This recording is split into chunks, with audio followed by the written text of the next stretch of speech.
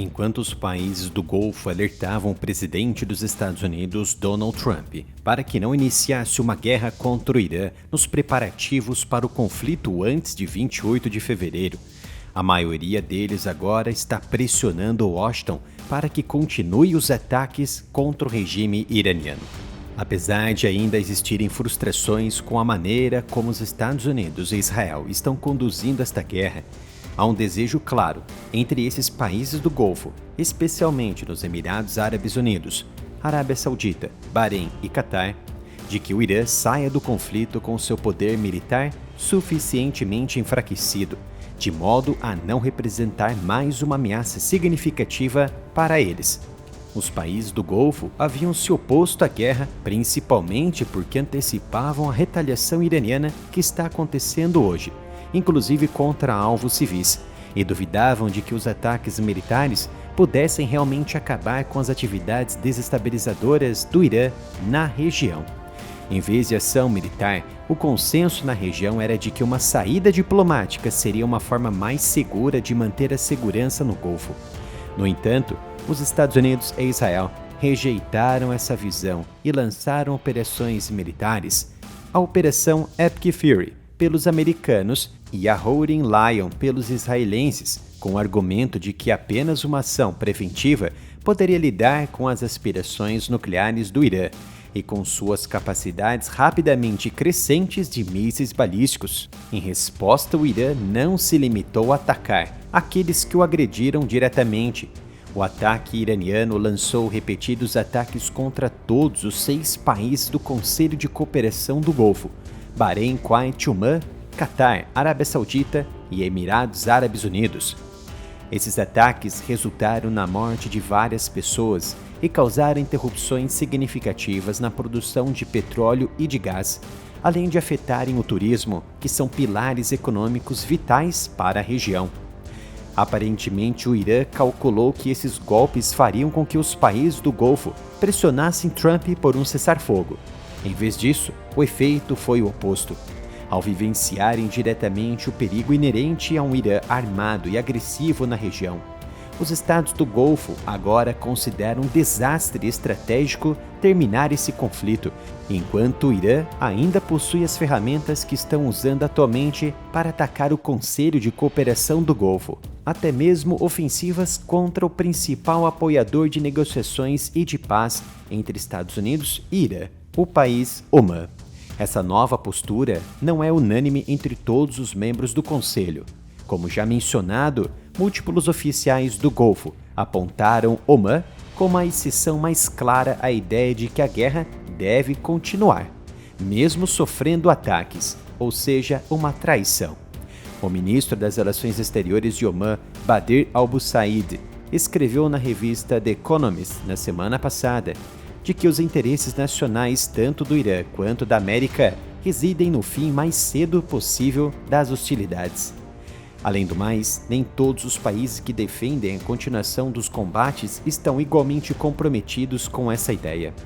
2 dos oficiais do Golfo observaram para as mídias americanas que o sentimento é mais forte nos Emirados Árabes Unidos, enquanto outros países são mais hesitantes quanto à duração da campanha militar.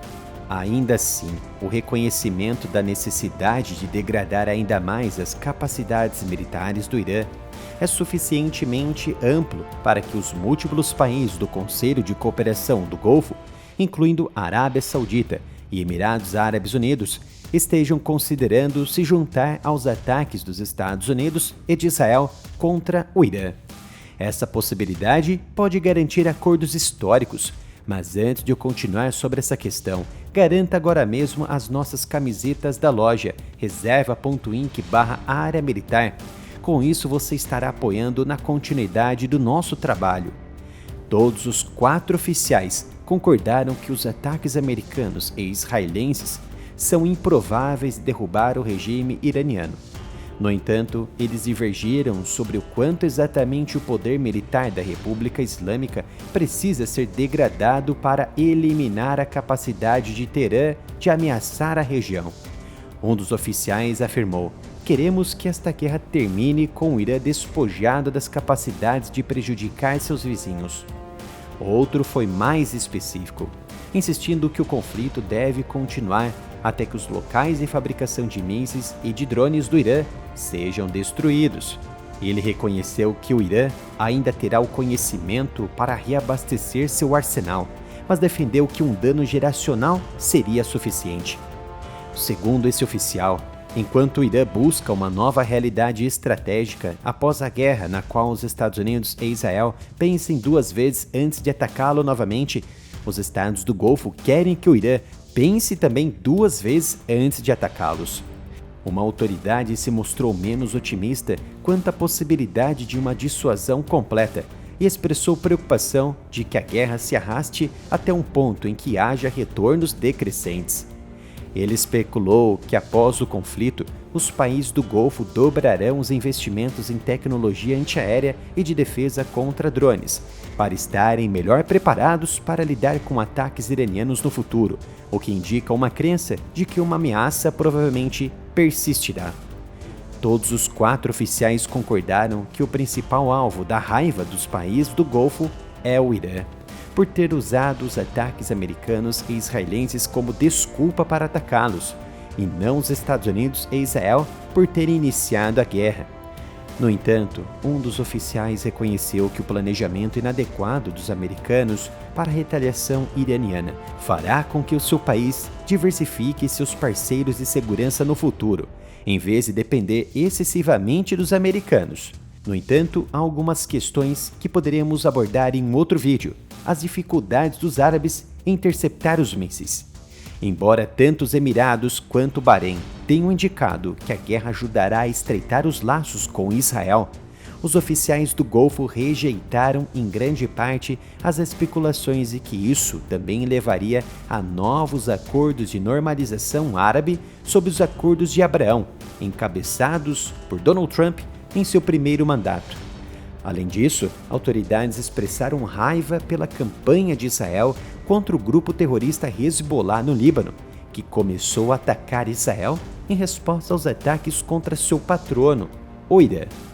Essa autoridade observou que a ofensiva aérea e terrestre de Israel causou danos a civis e argumentou que o governo libanês, apoiado pelo Golfo, também está sendo prejudicado, e qualquer boa vontade que possa ter sido construída com a degradação do Irã está sendo desperdiçada pelo que Israel está fazendo neste momento contra parte do povo na região, principalmente empurrando os civis da região sul do Líbano para a região central, enfraquecendo as infraestruturas públicas libanesas e levando o caos generalizado na região.